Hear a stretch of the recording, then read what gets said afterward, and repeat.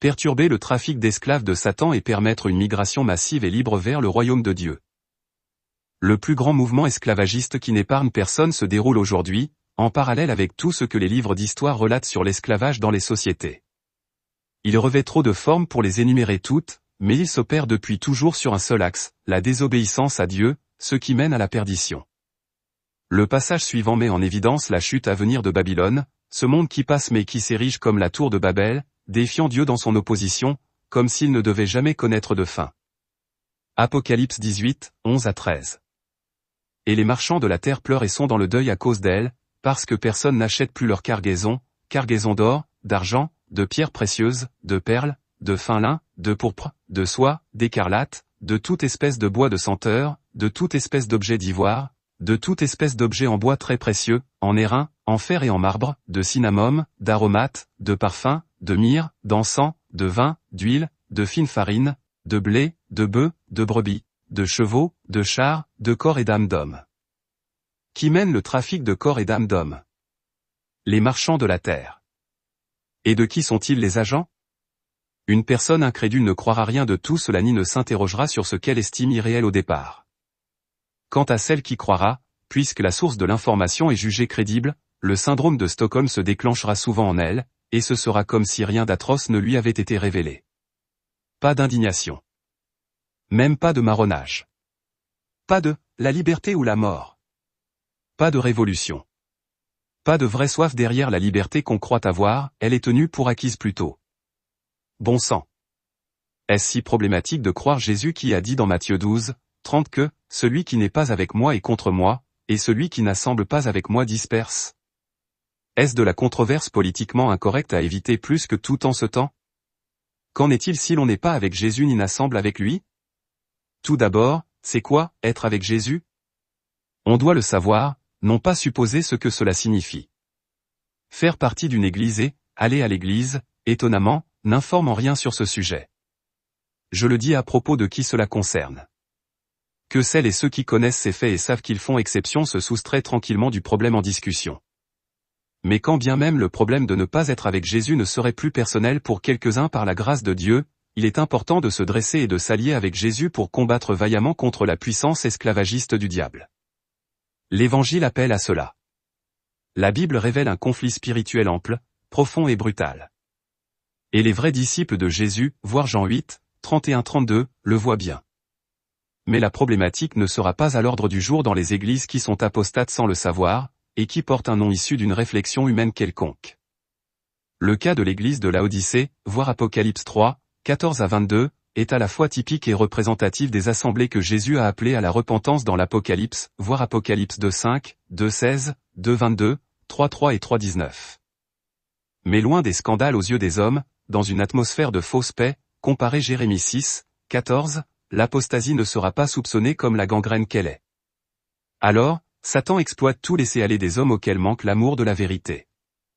Il fait de ce manque une fougue à son service, peu importe l'apparence de la gravité d'un péché ou de l'autre. L'essentiel, c'est qu'en tant que maître d'esclaves plongé dans les ténèbres et le mensonge, le diable opère un levier poussant l'homme qui est sous son joug à la méchanceté, à commencer par ce qu'il ne reconnaît pas, forcément, comme mal. C'est-à-dire, ce qui ne saurait lui causer des problèmes avec les forces de l'ordre ou le mettre dans une position compromettante devant un juge, par exemple. Mais demeurer dans la volonté de Dieu n'est pas une affaire d'apparence ni de supposition. Les positions qui s'opposent dans le conflit sont claires. Il n'y a pas de zone grise entre le bien et le mal. Jean 8, 12. Jésus leur parla de nouveau, et dit, « Je suis la lumière du monde, celui qui me suit ne marchera pas dans les ténèbres, mais il aura la lumière de la vie. » Ainsi, la domination du diable se maintient sur les âmes humaines non assujetties à Dieu pour le servir. Elles seront esclaves du péché dont seul Jésus sauve. L'esclavage du péché est occasionné par le fait de se livrer au péché, c'est s'écarter de la volonté de Dieu. Satan tente à cela, certainement. Les mauvais désirs naissent dans le cœur, voir Marc 7, 21-23, et donnent lieu au péché quand on leur laisse libre cours. Ainsi, une puissance d'égarement venant d'un cœur compromis d'une manière quelconque résultera en l'assujettissement à Satan pour accomplir sa volonté plutôt que celle de Dieu. Il n'y a rien d'anodin ni dans le péché ni dans le fait d'embrasser le mensonge que les dispositions du cœur ont quelque chose à voir avec l'ADN. Quelle façon de se soustraire de ses responsabilités quand on fait le mal. Mais il n'est trop tard ni pour apprendre, ni pour bien faire. Donc, on peut apprendre à bien faire. Ayant donc répondu à l'appel de Jésus à le suivre, on peut se retrouver, avec lui, ajouté à son Église qu'il a bâtie sur lui-même, le roc, comme fondation, voir Matthieu 16, 18 et Actes 2, 41 et 2, 47. C'est ainsi qu'on est, sauvé, ou libéré du joug esclavagiste de Satan. Prêcher l'Évangile n'a pas d'autre objectif ici-bas. Un arrimage en douceur à Jésus ne se réalise qu'avec un coup décisif porté au diable par le moyen de la vérité. Ce sera un coup insurrectionnel même contre lui, le père du mensonge, par amour de la vérité.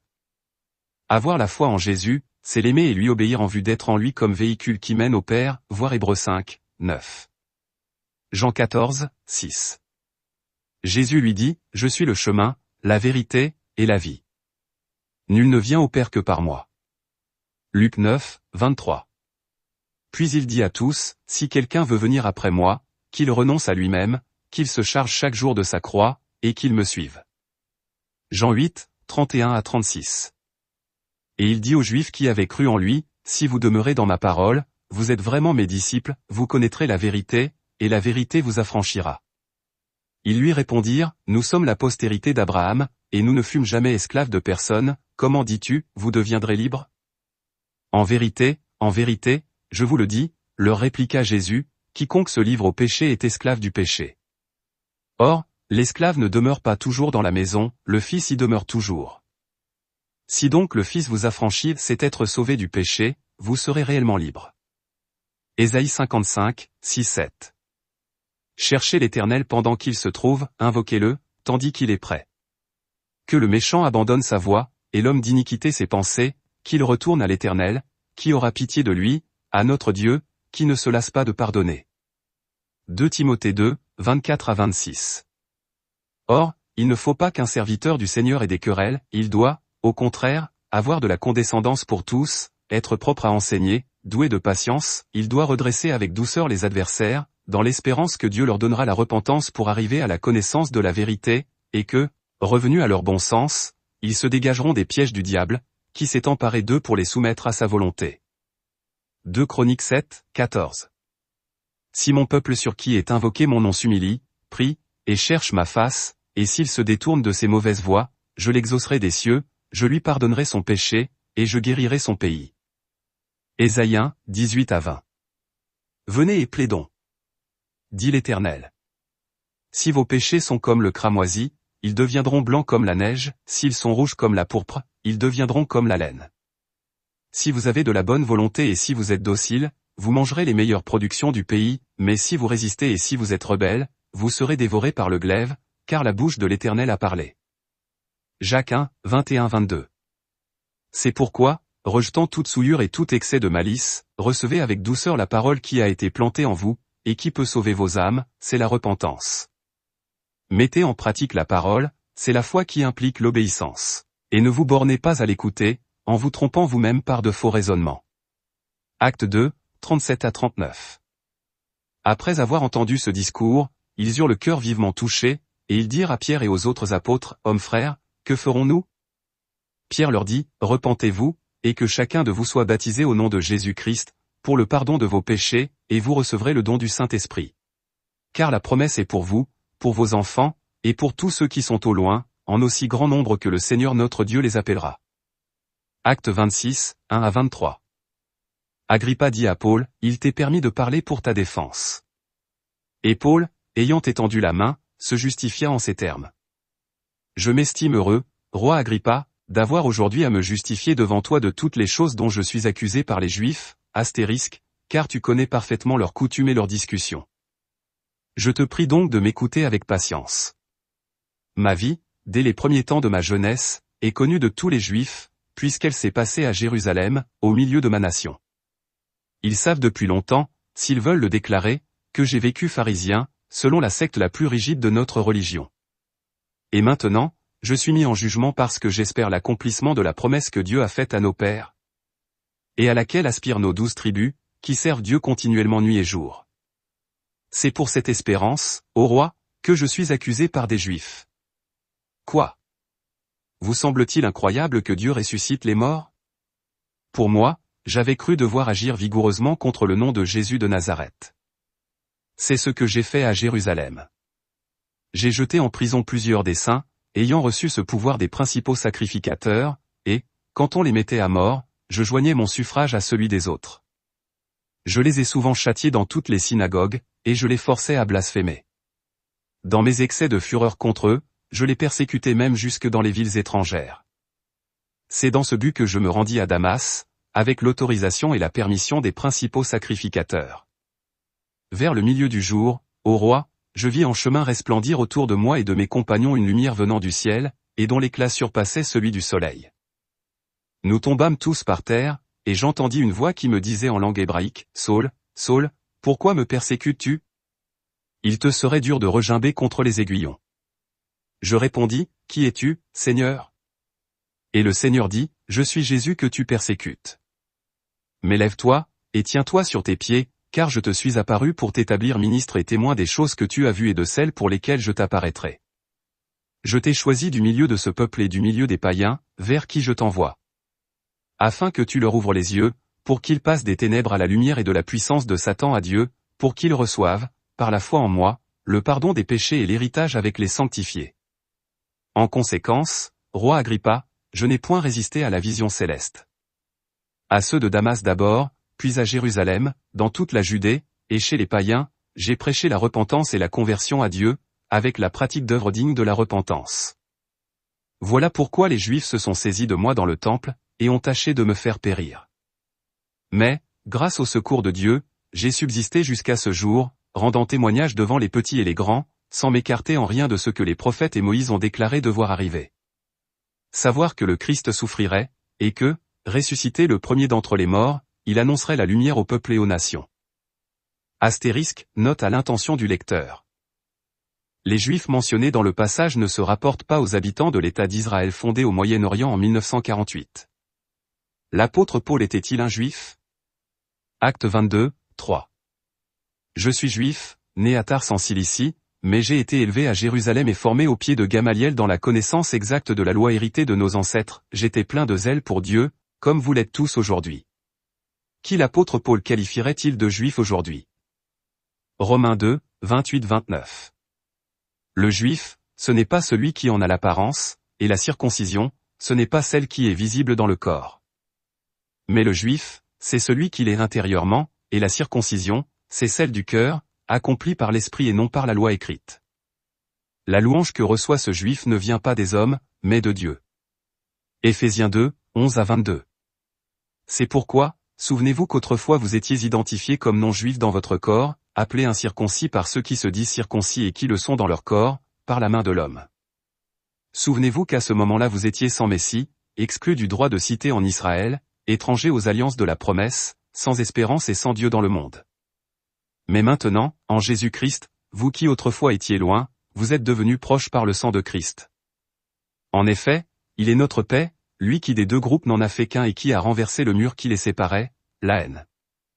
Par sa mort, il a rendu sans effet la loi avec ses commandements et leurs règles, afin de créer en lui-même un seul homme nouveau à partir des deux, établissant ainsi la paix. Il a voulu les réconcilier l'un et l'autre avec Dieu en les réunissant dans un seul corps au moyen de la croix, en détruisant par elle la haine. Il est venu annoncer la paix à vous qui étiez loin et à ceux qui étaient près. À travers lui, en effet, nous avons les uns et les autres accès auprès du Père par le même esprit. Ainsi donc, vous n'êtes plus des étrangers ni des résidents temporaires, vous êtes au contraire concitoyens des saints, membres de la famille de Dieu. Vous avez été édifiés sur le fondement des apôtres et prophètes, Jésus-Christ lui-même étant la pierre angulaire. C'est en lui que tout l'édifice, bien coordonné, s'élève pour être un temple saint dans le Seigneur. C'est en lui que vous aussi, vous êtes édifiés avec eux pour former une habitation de Dieu en esprit. Galates 3, 26-29. Vous êtes tous fils de Dieu par la foi en Jésus-Christ, en effet, vous tous qui avez été baptisés en Christ, vous vous êtes revêtus de Christ. Il n'y a plus ni juif ni non-juif, il n'y a plus ni esclave ni libre, il n'y a plus ni homme ni femme, car vous êtes tous un en Jésus-Christ. Si vous appartenez à Christ, vous êtes donc la descendance d'Abraham et vous êtes héritiers conformément à la promesse. Colossiens 2, 11-12. 11 Et c'est en lui que vous avez été circoncis d'une circoncision que la main n'a pas faite, mais de la circoncision de Christ, qui consiste dans le dépouillement du corps de la chair, d'où ayant été ensevelis avec lui par le baptême, vous êtes aussi ressuscités en lui et avec lui, par la foi en la puissance de Dieu, qui l'a ressuscité des morts. Jésus a-t-il fait des déclarations sur l'identité juive? Apocalypse 2, 8 à 11. Écrit à l'ange de l'église de Smyrne, voici ce que dit le premier et le dernier, celui qui était mort, et qui est revenu à la vie, je connais tes œuvres, ta tribulation et ta pauvreté, bien que tu sois riche, et les calomnies de la part de ceux qui se disent juifs et ne le sont pas, mais qui sont une synagogue de Satan. Ne crains pas ce que tu vas souffrir. Voici, le diable jettera quelques-uns de vous en prison, afin que vous soyez éprouvés, et vous aurez une tribulation de 10 jours. Sois fidèle jusqu'à la mort, et je te donnerai la couronne de vie.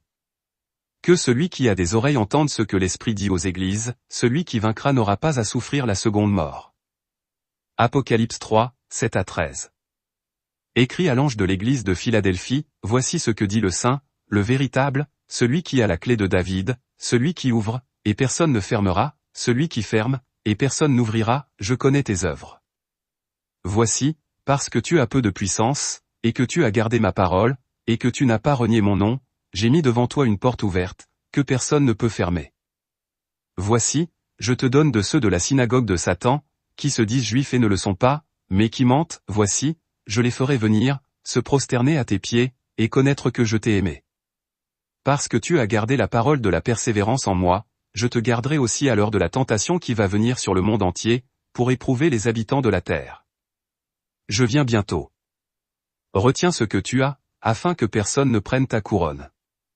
Celui qui vaincra, je ferai de lui une colonne dans le temple de mon Dieu, et il n'en sortira plus, j'écrirai sur lui le nom de mon Dieu, et le nom de la ville de mon Dieu, de la nouvelle Jérusalem qui descend du ciel d'auprès de mon Dieu, et mon nom nouveau. Que celui qui a des oreilles entende ce que l'Esprit dit aux églises. Remarque sur l'identité juive. Un écart des contextes présentés dans les Écritures suscitées ne permet qu'une discussion séculière de l'identité juive. Cette même identité juive sera d'emblée mise en question par rapport à son fondement biblique ou véridique.